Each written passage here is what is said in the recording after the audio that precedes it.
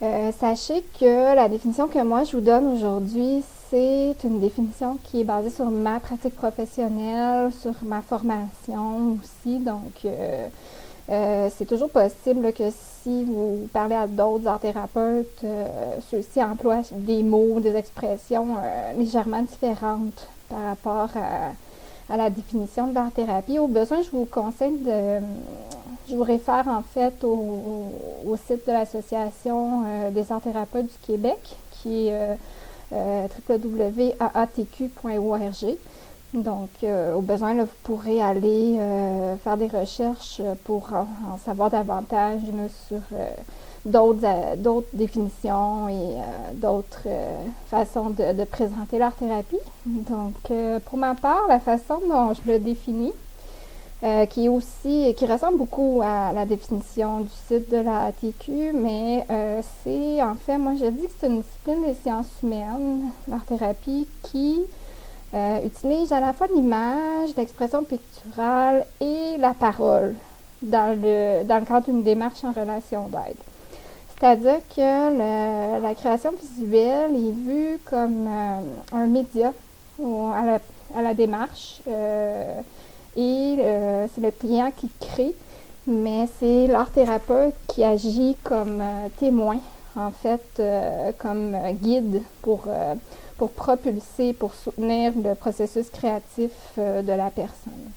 Donc, en gros, ce que ça veut dire, c'est que c'est similaire à un suivi avec un autre type de professionnel, que ce soit un travailleur social, un sexologue, tout ça. Par contre, au lieu d'utiliser uniquement la parole, la personne va utiliser le langage des images, elle va produire soit un dessin, soit une sculpture, une peinture, c'est-à-dire soit une image en 3 dimensions sous la forme d'une sculpture ou d'un bricolage ou d'une sculpture en argile, tout ça. Donc, c'est les modalités là, qui sont utilisées pendant la séance.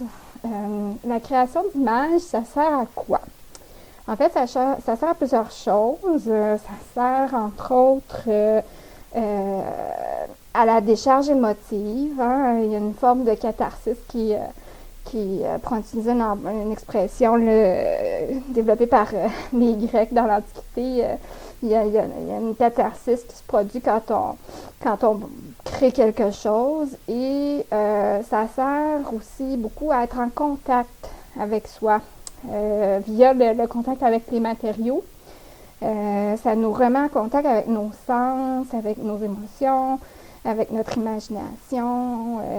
On sort un peu là, de notre rationnel, puis on retourne dans notre corps, on retourne dans nos perceptions, puis dans notre expérience. Donc, ça sert à ça, la création d'images. Ça sert aussi à faire sens avec le contenu de cette image-là, c'est-à-dire avec son contenu littéral au niveau des symboles, par exemple, mais aussi au niveau de ce qui se dégage en surface de l'image. C'est-à-dire qu'on peut faire sens avec non seulement les symboles, mais aussi avec les sortes de lignes, les sortes de formes, le choix des couleurs, plus au niveau pictural par rapport à l'image.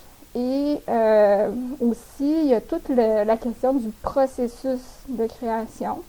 C'est-à-dire qu'on va aider la personne, le client, à faire sens, non pas seulement avec l'image finale, mais avec tout le processus qui a mené à la création de cette image-là, que ce soit l'ordre dans lequel il a procédé, le choix des matériaux, qu'est-ce qui se passait à l'intérieur de lui au moment de faire l'image, à quoi il pensait, qu'est-ce qui se passait dans son corps, tout ça. Donc, faire du sens, ça veut aussi dire faire sens avec le processus de création. Puis finalement, je vous dirais que l'image, elle peut être utilisée aussi comme une espèce d'outil de visualisation, dans le sens où le client va être amené à se projeter ou à projeter des changements, des états un peu idéaux ou des changements souhaités chez lui ou dans sa vie. Donc, qu'il va projeter dans une image, dans un dessin, dans une peinture ou une sculpture, ce qui va l'aider là, à intégrer pour lui ce changement-là et à le mettre en pratique dans sa vie de tous les jours au fur et à mesure là, que la démarche se poursuit. Donc, ça, c'était pour la partie définition.